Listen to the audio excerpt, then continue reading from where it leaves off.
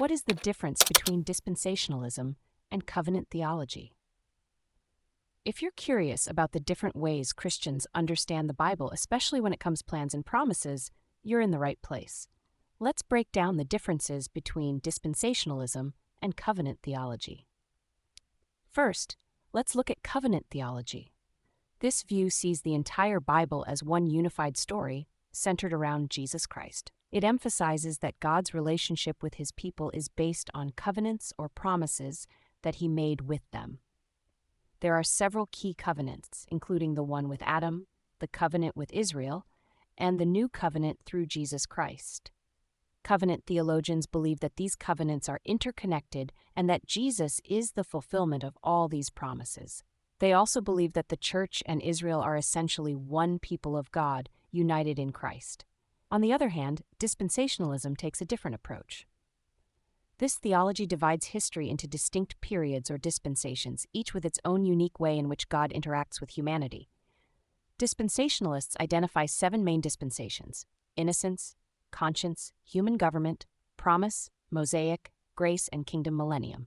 They believe that God's redemptive plan changes over these different periods, and that the church and Israel are distinct entities with separate roles in God's plan.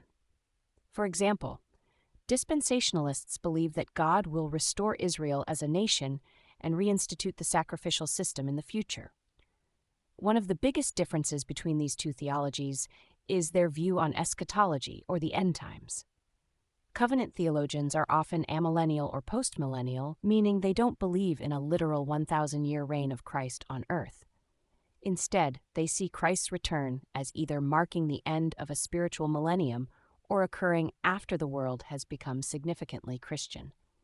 In contrast, dispensationalists are premillennial, believing that Christ will return before a literal 1,000-year reign on earth, preceded by a 7-year tribulation. Another significant difference is how each theology views the relationship between Israel and the church. Covenant theologians see the church as the continuation of Israel, with all believers being part of one people of God.